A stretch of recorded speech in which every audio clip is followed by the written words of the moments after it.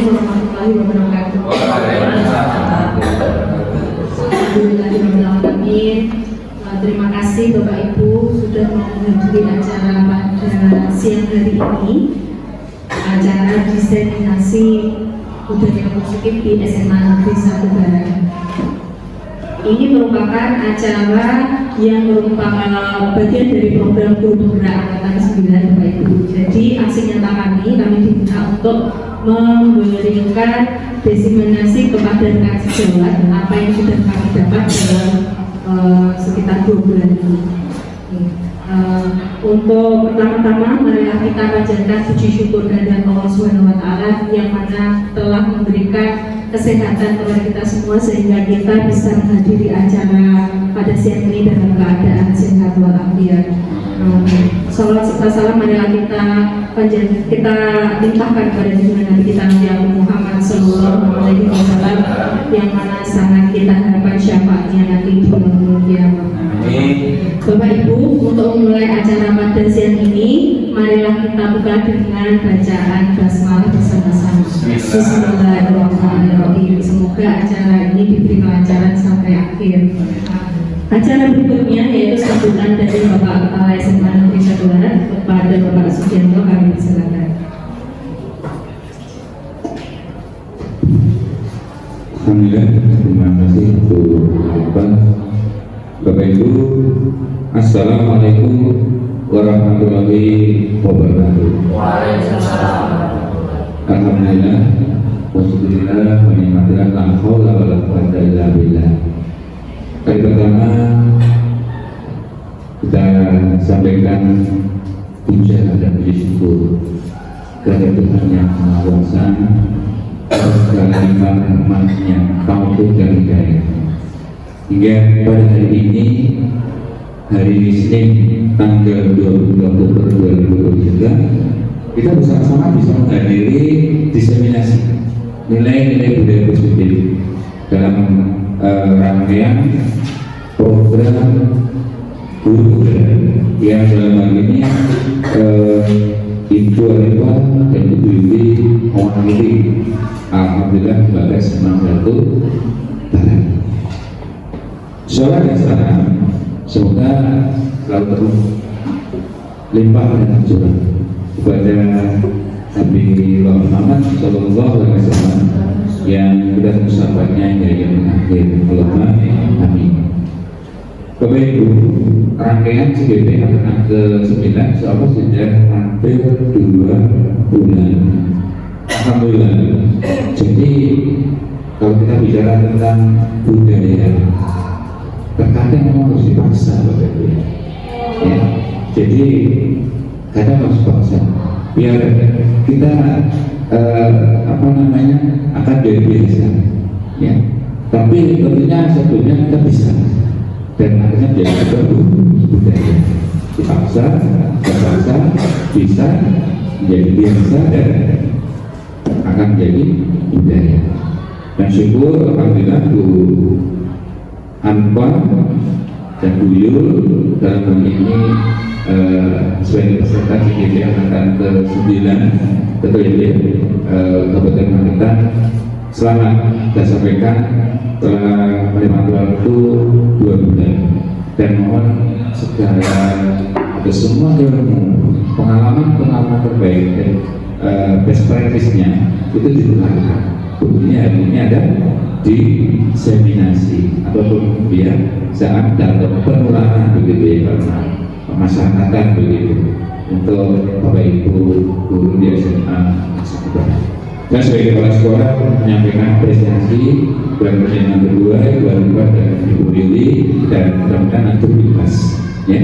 Jadi diseminasi ini akan bebas, akan menular kepada teman-teman yang saya harap akan muncul peserta untuk CGP yang angkatan berikutnya. Alhamdulillah kemarin saya sudah share di grup. Mudah-mudahan itu nanti ada lagi peserta dari SMA 1 Barat. Kiranya itu sangat berdiseminasi, mudah-mudahan akan menjadi sebuah budaya positif di SMA 1 Barat, khususnya Bapak Ibu tentang ekosistem pembelajaran. Ya, jadi kita tetap sesuai dengan filosofi Hajar Dewantara, yaitu belajar semuanya ayat dimanapun di sekolah dan dimanapun tempat itu sekolah dan siapapun orang adalah guru. Mudah-mudahan Tuhan Yang Maha Kuasa berikan kemudahan dan kebenaran serta kesuksesan dan itu berkah bagi kita semua. Amin. Mohon maaf. Assalamualaikum warahmatullahi wabarakatuh.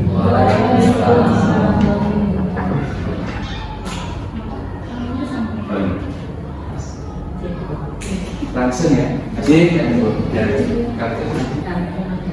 Bapak Ibu Guru, melanjutkan acara berikutnya yaitu diseminasi budaya positif. Materi kita ada 6 Bapak Ibu Guru.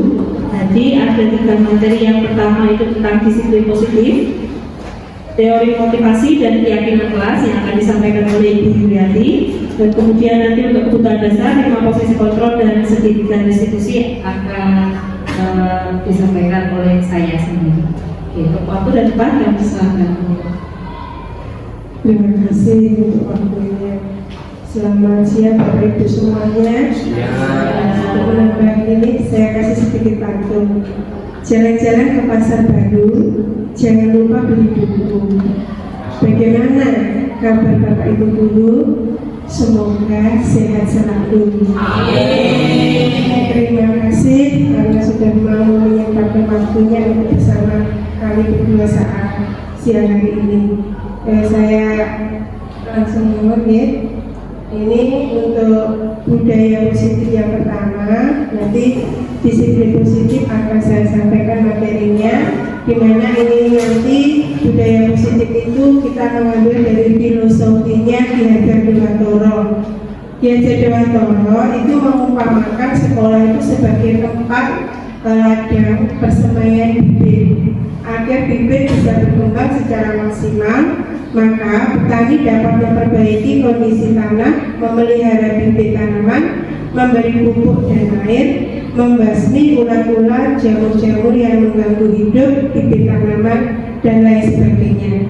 Jadi dari uraian tadi diibaratkan adalah sekolah kita itu sebagai ladang, sebagai tempat kita itu mendidik, menuntun anak-anak kita, murid kita itu sebagai bibitnya, supaya murid ini nanti menjadi bibit yang unggul dan bisa memiliki karakter, terutama adalah karakter murid tumbuh sesuai dengan profil belajar Pancasila. Itu Bapak Ibu. Jadi filosofinya kita ambil dari filosofi Ki Hajar Dewantara. Saya lanjutkan. Harapannya nanti setelah mempelajari kita belajar bersama, jadi saya tidak menggurui, hanya sharing saja dan berbagi.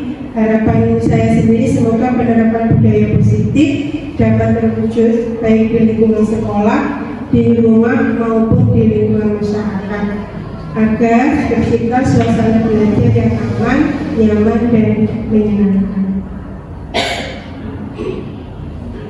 Perubahan paradigma belajar ini mau tidak mau kita sebagai seorang guru harus beradaptasi, di mana pembelajaran dengan paradigma baru itu merupakan pembelajaran yang dirancang berdasarkan prinsip pembelajaran berdiferensiasi.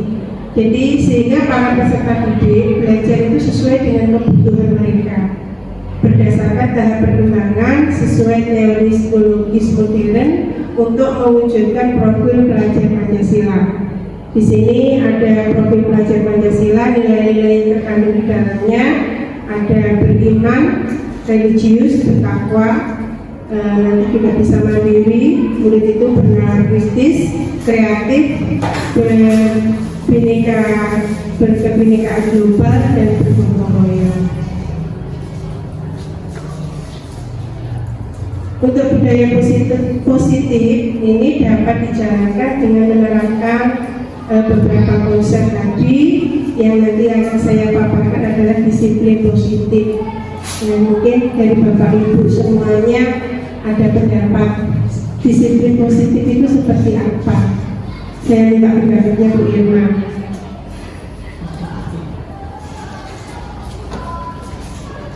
Untuk disiplin yang positif misalkan dari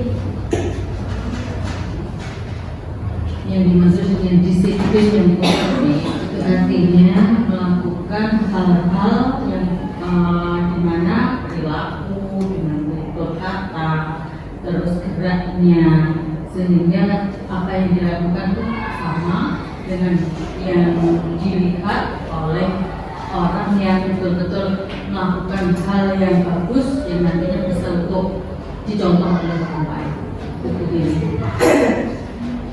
Terima kasih Bu Irma, pendapatnya sangat baik sekali. Jadi disiplin positif ini nanti kita mengharapkan itu bukan karena paksaan, tetapi merupakan kesadaran diri dari anak itu sendiri. Jadi bukan karena kita memberikan reward, memberikan penghargaan, terus dipaksa atau hukuman akhirnya anak menjadi disiplin, tetapi diharapkan anak-anak itu bisa mereka timbul secara internal, motivasi internal dari dirinya sendiri. Ini beberapa disiplin positif yang saya tampilkan di sini.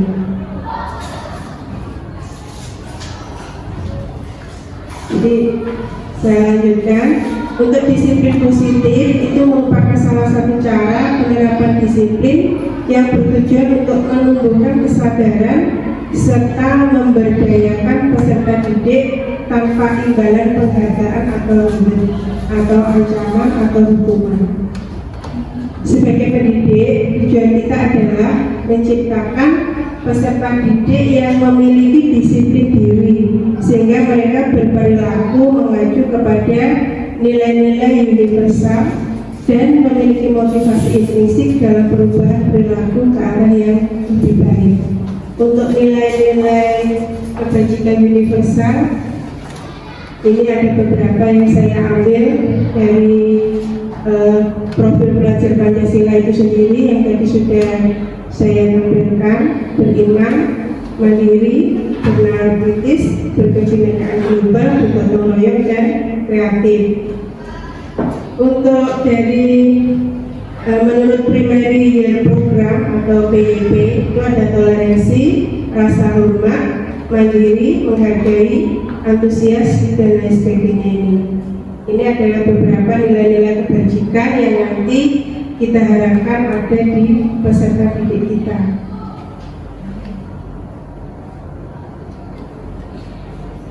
Beberapa motivasi, kadang-kala ini ada beberapa teori motivasi. Yang pertama, untuk menghindari ketidaknyamanan atau hukuman.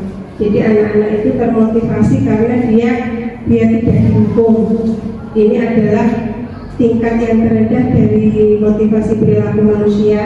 Biasanya orang yang motivasi perilakunya untuk menghindari hukuman atau ketidaknyamanan, sebenarnya mereka sedang menghindari permasalahan yang muncul dan berpengaruh pada mereka secara fisik.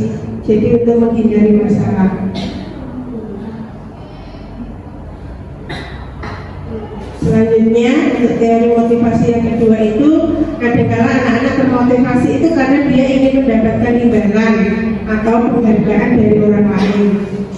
Di mana ini satu tingkat dari motivasi yang pertama tadi, penghargaan dari orang lain, itu mereka kadang-kala mendapatkan pujian, aku merasa senang, dan baru timbul motivasi di dalam dirinya. Mereka juga melakukan sesuatu hanya untuk mendapatkan hadiah, pengakuan, atau imbalan. Yang ketiga, ini motivasi nanti yang kita harapkan dari anak-anak kita, di mana mereka termotivasi itu timbul dari internal, menghargai diri sendiri dengan nilai-nilai yang mereka percaya. Mereka melakukan sesuatu karena nilai-nilai yang mereka yakini dan hargai, bukan karena paksaan atau ribet tadi.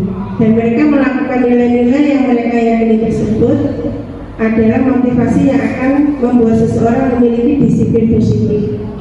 Jadi disiplin positif di sini, teori yang ketiga ini diharapkan nanti timbul dari diri peserta didik itu sendiri. Hukuman dan penghargaan. Hukuman itu biasanya bersifat tidak terencana atau tiba-tiba. Mungkin kadang-kadang kita melihat anak didik kita melakukan pelanggaran, terus langsung kita beri sanksi, misalkan datang tidak dengan baju yang lengkap atau seragam lengkap, diberi sanksi secara langsung. Anak atau murid tidak tahu apa yang akan terjadi dan tidak dilibatkan.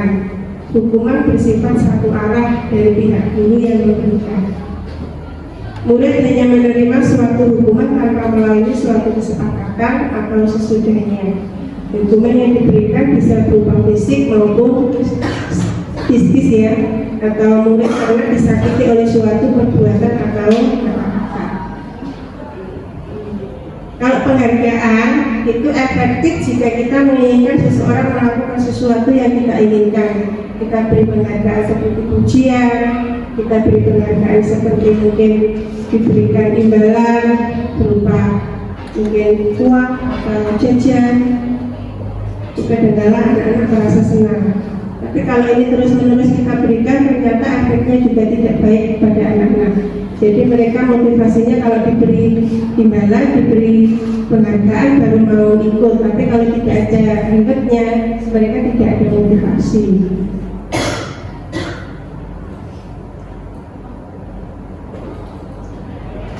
Nah, untuk materi ini yang saya cakapkan ini tentang keyakinan kelas. Mungkin ini untuk Bapak Ibu guru semuanya bukan hal yang baru ya, keyakinan kelas. Atau boleh kita katakan membuat kesepakatan di kelas sebelum kita memulai pembelajaran. Jadi nanti kalau kesepakatan itu beda dengan peraturan. Kalau peraturan itu kadang-kadang kita buat anak-anak tidak diajak diskusi. Tapi kalau kesepakatan keyakinan kita menawarkan dulu anak-anak sepakat apa tidak, seperti itu.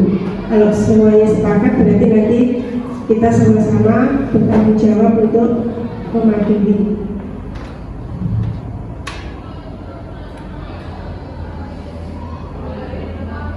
Jadi di sini keyakinan itu adalah nilai-nilai kebajikan universal yang disepakati secara tersirat dan tersurat. Bisa nanti jadi lepas dari latar belakang suku, bangsa, bahasa maupun agama. Kalau nilai kebajikan, tadi yang sudah saya tampilkan ada nilai keadilan, tanggung jawab, jujur, disiplin, kasih sayang, rajin, percaya diri, kesabaran dan kesetaraan. Membentuk keyakinan kelas atau sekolah. Keyakinan kelas itu bersifat lebih abstrak daripada peraturan yang lebih rinci atau konkret, di mana keyakinan kelas itu berupa pertanyaan-pertanyaan yang universal. Jadi tidak ada kata-kata mungkin jangan atau dilarang, tetapi lebih ke mengajak. Kata-katanya lebih dihaluskan lagi. Pernyataan keyakinan kelas senantiasa dibuat dalam bentuk positif. Keyakinan kelas setidaknya tidak terlalu banyak sehingga mudah diingat dan dipahami oleh semua warga kelas. Keyakinan kelas sebaiknya sesuai yang dapat diterapkan di lingkungan tersebut. Semua warga kelas hendaknya ikut berkontribusi dan pembuatan keyakinan kelas lewat kegiatan curah pendapat. Jadi keyakinan kelas itu tidak hanya dibuat oleh guru, tetapi kita juga meminta pendapat dari siswa. Siswa diberi kebebasan untuk mengungkapkan pendapatnya. Ayo, sekarang kita belajarnya mau yang seperti apa? Apakah belajarnya sambil dengan senang hati, atau belajarnya mungkin kita menggunakan handphone, main game, tapi dengan soal kuis seperti itu. Bersedia meninjau kembali keyakinan kelas dari waktu ke waktu. Ini yang terakhir nih, membentuk keyakinan kelas itu seperti ini Bapak Ibu. Jadi keyakinan kelas mungkin nanti kita bisa tawarkan kepada anak-anak. Untuk hari ini keyakinan kelas kita yang kita sepakati apa? Mungkin yang pertama kita nanti menghargai orang lain, menghargai teman kita. Teman kita itu sudah mengajukan pendapat waktu diskusi kelompok seperti itu. Mari kita datang tepat waktu, kemudian selesai tepat waktu. Belajar dengan hati gembira, tidak kurang paksaan. di dalam kelas hanya berbicara langsung, tidak boleh berkata kotor atau yang jorok seperti itu. Saling berbagi dengan teman. Jadi ini kesepakatan contoh-contoh yang bisa nanti kita laksanakan di kelas. Berdoa sebelum dan sesudah belajar, menjaga kebersihan dan bersikap sopan di dalam kelas. Terima kasih Bapak Ibu semuanya untuk waktunya. Ini yang bisa saya sampaikan tentang disiplin positif dan waktu nanti saya kembali Selesai nih. Ini langsung saya lanjutkan dulu materi berikutnya.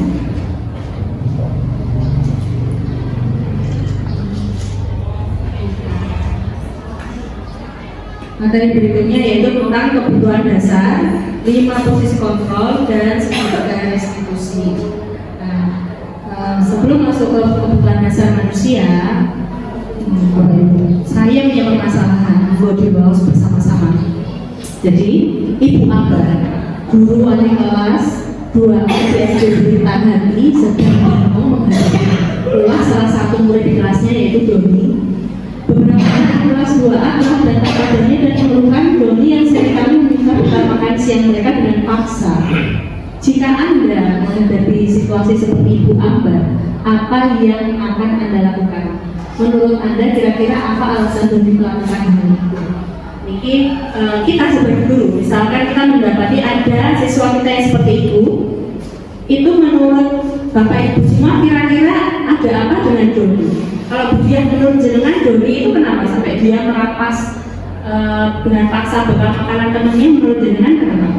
Mungkin doninya tidak mau Depot? mungkin doninya tidak mau dan mungkin bekal yang dibawa itu terlihat enak. Oke. Jadi kalau menurut Budiah bisa saja alasan Doni itu karena dia tidak perlu bekal dan bekal teman-temannya kelihatan lebih enak, atau jadi kalau Bu Purwaningsih menurut jenengan apa alasan Doni? Mungkin Doni iseng dia ingin jadi sudah kemudian salah satunya yaitu ada bekal diambil secara paksa dan kepuasannya sendiri setelah melakukan akhlak itu bagi Doni. Menurut Bu Purwaningsih bisa saja karena iseng seperti ini kan tidak hanya masalah tentang ini saja dia tidak hanya tentang merebut makanan. Kita sebagai guru SMA pasti banyak sekali siswa kita dengan berbagai masalahnya. Sudah banyak kasus yang kita menceritakan, Bapak Ibu juga sudah banyak menemui kasus karena sudah bertahun-tahun menjadi seorang guru dari Bapak Ibu. Nah di sini kita akan belajar bagaimana menangani kasus-kasus tersebut. Sebagai seorang guru kita mempunyai 5 posisi kontrol Bapak Ibu. Jadi 5 posisi kontrol seorang guru itu yang pertama bisa sebagai pembunuh, yang kedua bisa sebagai pembuat merasa bersalah, yang ketiga bisa sebagai teman, yang keempat pemantau, yang kelima manajer. Posisi pertama dan kedua, pembunuh dan pembuat merasa bersalah, itu akan mengarahkan anak ke identitas gagal. Kalau yang ketiga, 4 dan 5 itu akan mengarahkan menuju identitas berhasil. Bagaimana bisa seperti itu? Di sini akan saya sampaikan. Nah, seorang penghukum bisa menggunakan hukuman fisik maupun verbal, dan orang-orang yang menjalankan posisi penghukum senantiasa mengatakan bahwa sekolah merupakan sistem atau alat yang dapat lebih mengenalkan murid lebih dalam lagi. Biasanya kata-katanya patuhi aturan saja atau awas ya kami ya. Jadi mungkin banyak Bapak Ibu guru yang langsung menghukum. Jadinya begitu ada yang bersalah tidak ditanya dulu, langsung ayo lari ke lapangan, ayo push up, ayo apa biasanya langsung dicubit atau bagaimana. Nah itu berarti menghukum. Kemudian hasilnya dari metode menghukum tadi kemungkinan murid marah atau mendendam atau dia bersifat agresif. Nah seperti banyak kasus, apalagi kita sebagai guru SMA nih Bapak Ibu, anak-anak yang emosinya suka meledak-ledak, suka meletup-letup, Bahkan ketika kita dengan mudahnya menghukum mereka, mereka juga akan membenci kita. Itu sepertinya sudah alamnya mereka. Jadi kalau mereka semakin sering hukum, mereka akan semakin benci kepada kita. Sudah banyak anak-anak yang juga ke saya, oh bapak ibu itu kok galak ya bu, jadinya malah menghindari bapak ibu. Jadi ada beberapa anak yang ketika dimarahi, dia malah menghindari. Setiap kali pelajaran tersebut, karena saking bencinya, dia tidak pernah ikut, malah akhirnya colok. Akhirnya itu akan memperpanjang masalah dari anak tersebut. Nah, itu dampak dari metode pembunuhan tadi. Kemudian yang kedua, membuat merasa bersalah.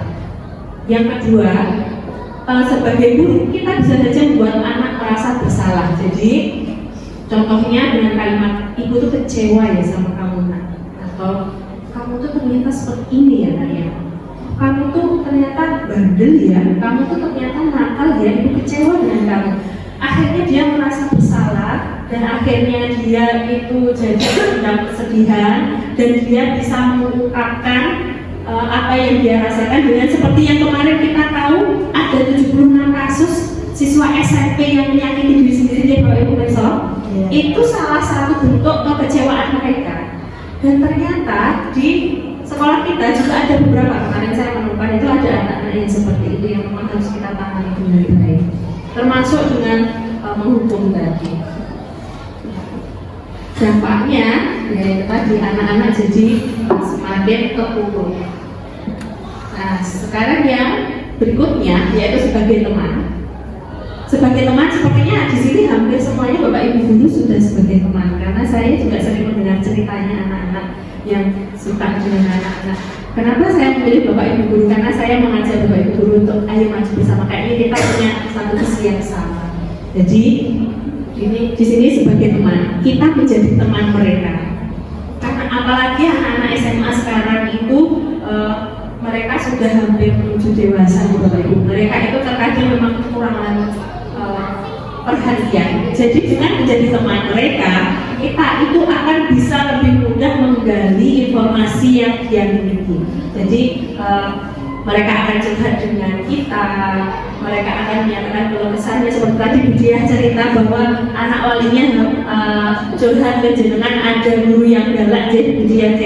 Itu kenapa kok curhatnya ke Bu Diah? Karena mereka merasa bahwa Bu Diah itu sebagai temannya dan guru yang galak tadi sebagai guru yang memegang posisi kontrol sebagai penghukum. Coba kalau Bapak Ibu sendiri lebih memilih yang mana, sebagai penghukum atau sebagai teman? Teman. Kalau sebagai teman itu anak tidak akan membenci kita. Tapi ada kelemahannya. Kelemahannya guru tersebut, siswa hanya akan merasa dekat dengan guru yang dirasa teman saja tadi. Jadi kalau nanti guru tersebut tidak ada, misalkan seperti tadi anaknya Bu Diah tadi, ketika nanti Bu Diah tidak ada, ya nanti bisa saja dia tidak nurut. Dia hanya nurutnya dengan Bu Diah karena merasa temannya hanya Bu Diah. Nah, kelemahan dari posisi teman itu seperti itu. Nah, kan nanti kalau dia tidak ada Bu Diah, ya dia sudah tidak mau nurut lagi. Itu kelemahan dari teman. Nah, yang ketiga, dari yang keempat, maksud saya, itu sebagai pemantau. Pemantau di sini sebagai mengawasi. Jadi kita mengawasi anak-anak. Setelah kita menjadi teman, kita itu bisa mengawasi anak-anak. Oh ternyata anak-anak bisa berubah dengan seperti ini, dengan seperti ini. Itu kita masuk ke pemantau. Nah, posisi pemantau itu mempunyai peraturan dan konsekuensi dengan menggunakan konsekuensi yang dapat memisahkan hubungan pribadi kita dengan murid. Itu untuk hasil dari pemantau tadi, dia seorang guru harus bisa menunjukkan tidak boleh menunjukkan emosi yang berlebihan atau marah atau membuat rasa. Jadi hanya sebagai pemantau dulu, dipantau dulu anak itu seperti apa. Nanti kalau misalkan harus ada tindakan lebih lanjut, baru nanti ada tindakan berikutnya. Nah, untuk yang terakhir, ini manajer. Nah, ini yang paling bagus dari posisi kontrol yang 5 tadi Bapak Ibu. Jadi, kalau manajer tadi, itu gabungan antara teman dan pemantau. Jadi, menggabungkan antara semua itu. Kalau misalkan anaknya perlu dihukum, ya dihukum. atau yang lebih tepatnya di situ bukan dihukum tetapi menerima konsekuensi sesuai dengan kesepakatan yang tadi Bu Yuli sudah disampaikan, yaitu kesepakatan kelas yang sudah disepakati sebelumnya. Itu bisa kita jalankan ketika kita menjadi manajer. Hasilnya posisi manajer adalah posisi kontrol yang paling baik, ya. Dampaknya paling baik karena bisa menjadi teman maupun Nah, di sini akan saya putarkan video Bapak Ibu. Jadi bagaimana ketika anak itu diposisikan oleh guru sebagai penghukum, kemudian apa tadi, membuat merasa bersalah, kemudian apa tadi, pokoknya yang dimana dia lupa saya lupa teman dengan mantar ya, maaf saya ulangi lagi. Ketika penghukum membuat merasa bersalah, kemudian teman dan pemantau, kemudian yang terakhir itu manajer. Oke, di sini akan saya gunakan video yang akan mengilustrasi 5 posisi kontrol tersebut. Salam bahagia Ibu dan Bapak Guru hebat. Dalam penerapan disiplin positif restitusi, salah satu program yang dikembangkan adalah 5 posisi kontrol. 5 posisi kontrol dalam restitusi adalah proses perjalanan seorang pendidik agar dapat mengenali dirinya. Pada video kali ini, kita akan membahas tentang 5 posisi kontrol yang dikembangkan oleh Diane Boston dan contoh penerapannya.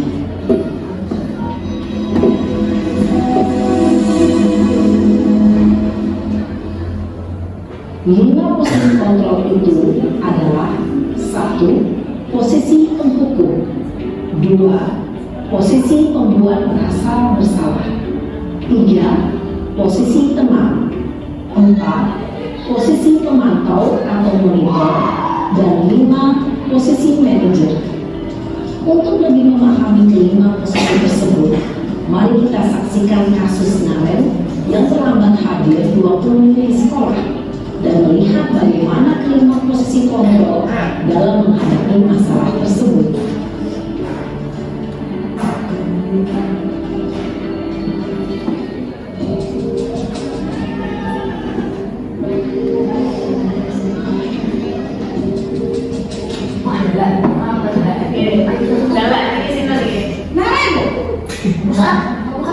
Sini kamu.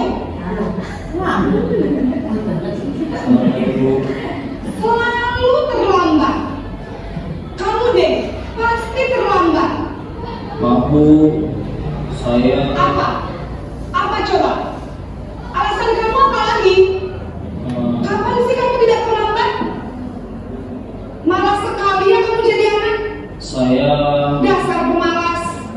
Gak kapok-kapok sih kamu. Sudah berapa kali terlambat? Sana, kamu keliling lapangan basket 2 kali. kenapa saya harus keliling lapangan basket Bu? Kenapa?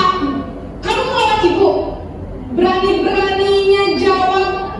Sudah terlambat, masih berani jawab pula. Sekarang, keliling lapangan basket 5 kali sekalian. Biar kapok. Cepat. Pergi sana ke lapangan basket. Posisi menghukum biasanya berbicara dengan nada lantang, menghardik, menunjuk-nunjuk, menyakiti, dan menyindir. Hukuman bisa berupa fisik maupun psikis. Ibu dan Bapak Guru hebat, dampak yang terjadi pada murid ketika guru berada pada posisi penghukum adalah murid cenderung akan memberontak, bahkan menyimpan dendam.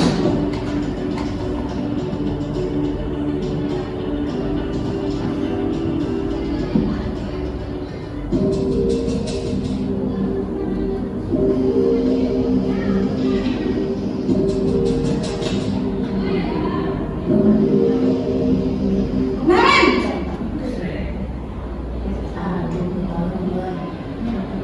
Selamat pagi Bu. Naren, kamu kenapa terlambat lagi, nak? Ya Tuhan, Naren, kamu senang ya bikin ibu susah ya? Kalau kamu terlambat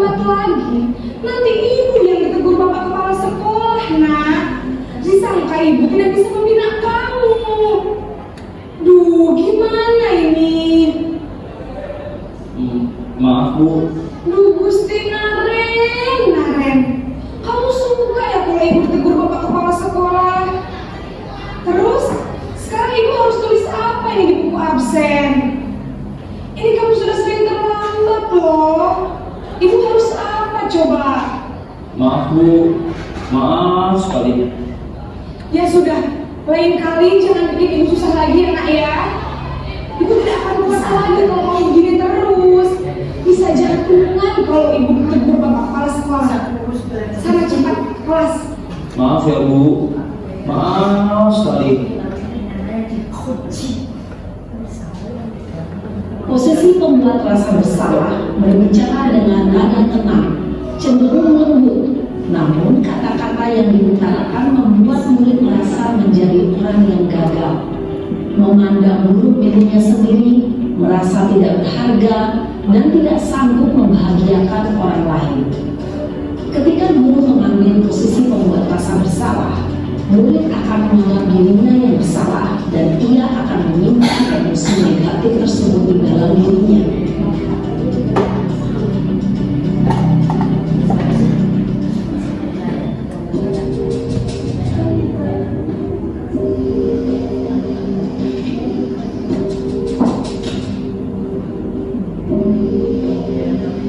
Naren!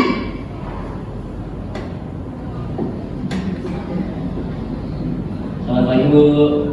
Wah, sudah jam berapa ini nak? Terlambat lagi ya saya. Iya Bu. Habis. Ibu saya lupa bangunkan saya Bu. Kamu malah menyalahkan ibu kamu. Kamu bukannya anak yang larinya paling kencang. Kok terlambat sih?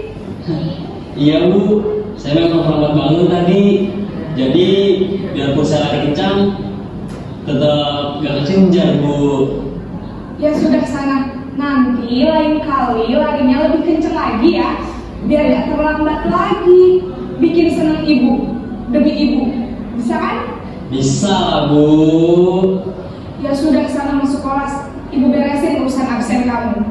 Kamu ini ada-ada saja. Dalam posisi teman, guru berbicara dengan nada suara ramah, akrab, cenderung bersenda gurau untuk menjaga suasana tetap santai.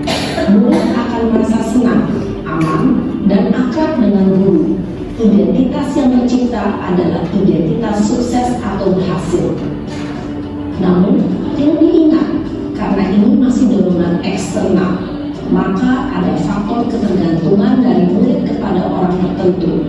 Di sini guru absennya, sehingga di lain waktu murid bisa berperilaku baik, namun hanya kepada orang-orang tertentu saja.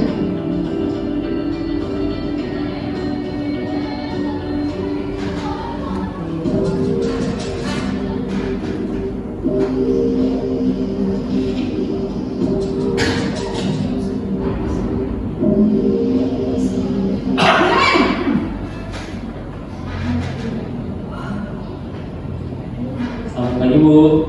Naren, apa peraturan sekolah kita tentang jam berapa kita harus masuk sekolah, nak? Kita harus di sekolah jam 7 Bu. Iya betul, sekarang sudah jam 7.20. Naren sudah tahu konsekuensinya jika terlambat hadir. Paham Bu. Saya harus tinggal kelas pas jam istirahat selama 20 menit. Iya benar, konsekuensinya demikian. Jadi nanti jam 9.30 pas istirahat, kamu harus tinggal di kelas, kerjakan tugas tambahan untuk ketertinggalan kamu, ya? Baik Bu. Posisi pemantau mengandalkan perhitungan atau data untuk mengontrol murid. Guru mengarahkan murid berdasarkan peraturan dan konsekuensi. Seorang pemantau menunjukkan bahasa tubuh dan ekspresi wajah yang datar dan cenderung formal.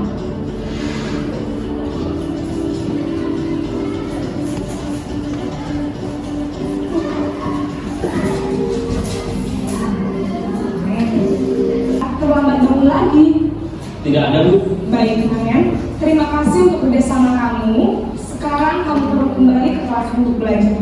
Baik Bu, terima kasih.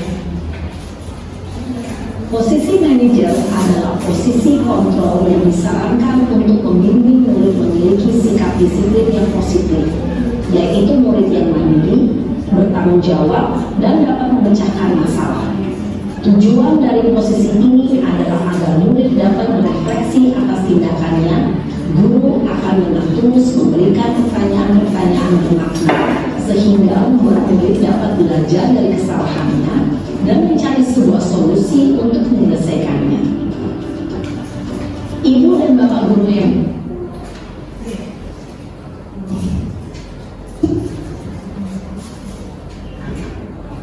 demikian tadi video yang bisa kita ambil hikmahnya di Bapak Ibu. Kapan kita harus bisa menjadi teman, kapan kita menjadi pemantau, dan kapan kita bisa menjadi manajer. Dan pengalaman itu sudah saya rasakan sendiri Bapak Ibu. Jadi berbagai pengalaman saja.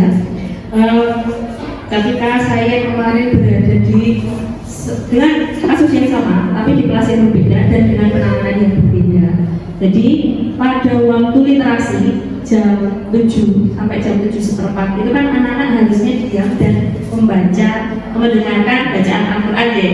Nah waktu itu ketika saya datang karena ada urusan sebentar saya di ruang guru, ketika saya datang di sana ternyata anak-anak itu gaduh sekali di 11-2 gaduh sekali. Nah sampai di sana langsung saya judge anak itu, kemudian salah seperti ini. Jadi kalau dalam Islam itu ketika ada orang yang baca Al-Quran harus mendengarkan seperti itu. Saya sempat marah pada waktu itu. Jadi kalau nanti terjadi seperti ini lagi, berarti nanti akan dihukum. Nah, kemudian apa yang terjadi Bapak Ibu? Minggu depannya sudah oke. Diam semua, diam, mereka itu memperhatikan, diam semua dengan hapenya masing-masing kayak gitu. Minggu berikutnya itu ada beberapa anak laki-lakinya, hampir semuanya tidak ada, hanya satu anak saja Damar di situ yang masih ada. Setelah selesai ngaji mereka baru masuk. Ketika saya tanya dari mana Le, sholat duha Bu, enggak benar apa? Sholat duha Bu katanya. Jadi saya jadi introspeksi, oh mungkin kemarin yang saya sampaikan salah. Jadi kemarin saya itu memberitahu anak-anak, ayo carilah pahala yang banyak, carilah pahala yang banyak. Nah, anak-anak cari pahalanya seperti itu. Jadi ketika mengaji mereka sholat duha, padahal itu kan bukan waktunya. Barulah di situ saya paham, oh ya ternyata sebagai pembunuh itu memang tidak mempan. Nah, kasus yang sama terjadi di 10-7. Jadi ketika mereka itu ngaji, saya tanya, ini sudah sampai ayat berapa jam ngajinya? Satu kelas tidak ada yang tahu, padahal mereka semuanya diam. Ternyata ketika mereka diam itu bukan membuka Al-Quran, tapi mereka itu, nah saya tanya satu-satu, coba kamu tadi buka apa? Buka TikTok, ada yang Instagram, ada yang main. Kalau main game kayaknya anak-anak tidak berani banget, karena kita tuh bisa melihat kalau harganya anak-anak begini, mereka pasti lagi main game. Karena jarang anak-anak main game yang begini, pasti gini. Nah itu pas main game, gak berani mereka kalau main game. Mereka gini kayak buka Al-Quran. Setelah saya tanya satu kelas itu kok tidak ada yang tahu, ternyata tidak ada satu pun yang menyimak bacaan Al-Quran tadi. Mereka hanya duduk, diam, terus dengan kesibukan masing-masing. Nah itu saya terapkan ini. Tadi seperti yang posisi manajer tadi, saya tanya kayak gitu bener atau salah? Nah kayak gitu salah Bu. Terus kita membuat kesepakatan kelas di situ. Nanti kalau ada yang melanggar nanti bagaimana? Nah jadi mereka membuat kesepakatan sendiri yang kalau melanggar mereka akan membuat konsekuensinya bagi mereka sendiri. Nah itu bisa kita terapkan di sekolah kita. Hal yang seperti tadi itu kita namakan dengan restitusi Bapak Ibu. Jadi restitusi itu awalnya kita bisa mengenal segitiga restitusi. Jadi ada 3 langkah-langkah dari segitiga restitusi. Yang pertama itu menstabilkan identitas, yang kedua validasi tindakan yang salah, kemudian yang terakhir menanyakan keyakinan. Yang menstabilkan identitas dulu Bapak Ibu, bagian dasar dan kebaikan yang bermakna beri ikan, campur selasi, sekian dan terima kasih Mohon maaf, apabila ada kata yang kurang berkenan dari kami berdua, kami akhiri. Wassalamualaikum warahmatullahi wabarakatuh. Waalaikumsalam.